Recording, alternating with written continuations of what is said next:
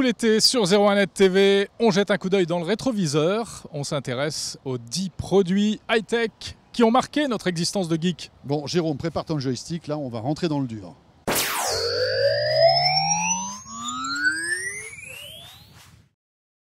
Ah, la PlayStation. C'est une histoire incroyable, François, la PlayStation. Oui, en fait, c'est une histoire un peu à la trahison, quoi. On se croirait dans les feux de l'amour, finalement. C'est quasiment les feux de l'amour ça, high-tech. oui. Donc, on est fin des années 80. Nintendo arrive à la fin d'un cycle avec la Super NES. Et Nintendo imagine pour sa future console le support CD. C'était malin puisque on parlait à l'époque déjà du CD-ROM. Donc, stocker un jeu sur un CD, ça avait du sens. Et qui va fabriquer ça? Eh bien, c'est Sony, qui évidemment a une expertise en matière de lecteur de CD. Sony va travailler pour Nintendo. Voilà.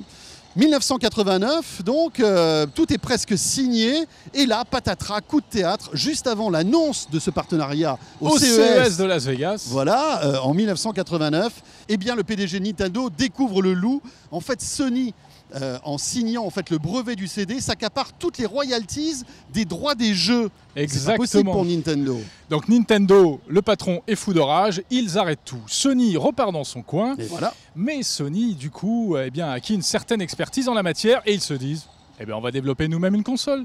Et c'est comme ça que la PlayStation est née. Nous sommes en 1995, le 29 septembre, la PlayStation est dévoilée par Sony.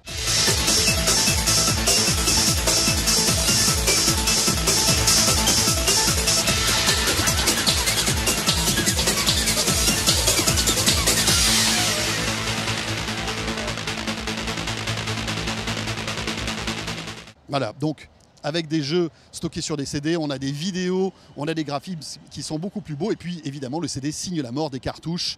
Il y aura encore la Nintendo 64 qui fonctionnera avec cartouches, mais après, toutes les consoles passeront soit au CD, soit au DVD. Alors la principale force de la PlayStation, eh bien, ça va être, outre cet aspect technique, surtout la qualité graphique, la qualité vidéo et la qualité des jeux, avec quelques titres qu'on n'a pas oubliés, comme Wipeout, Crash Bandicoot. Ou bien Gran Turismo, hein, ce jeu mythique de course voiture, j'en passe et des meilleurs. Metal Gear Solid aussi, un jeu qui nous a tous scotchés devant notre écran durant de nombreuses heures. Ouais, ils vont même piquer la licence de Final Fantasy à Nintendo chez Sony. Bref, la guerre des consoles commence. Et près d'1 milliard de jeux PlayStation ont été vendus durant toute la saga PlayStation et plus de 100 millions de consoles. Et l'un des facteurs de succès de la PlayStation, ce sera son prix. 2000 francs de l'époque, ça paraît cher, mais en fait pas tant que ça. Ça faisait à peu près 400 €. Voilà, Sony a trouvé son nouvel Eldorado, son nouveau levier de croissance.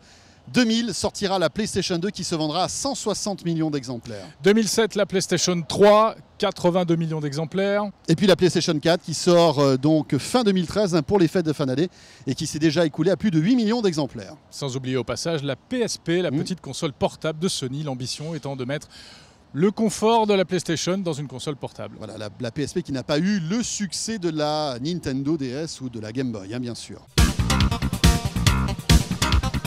Savez-vous pourquoi il y a ces touches un peu bizarres sur les manettes de PlayStation? Un triangle, un carré, un rond et une croix. Bon, alors selon son concepteur, hein, qui est Teiyu Goto, le triangle se réfère au point de vue. Il représente en fait la tête de tout un chacun ou d'une direction. Et oui, c'était le concept. Le carré, c'est la feuille de papier, c'est-à-dire les notes, hein, c'est-à-dire ce qui permet d'accéder aux menus, aux documents, etc. Voilà, et le rond et la croix représentent le oui ou le non. Il a cogité quand même, hein, notre ami. Hein. Il y a du concept en tout cas, c'est resté Je pense vraiment... qu'il avait bu avant.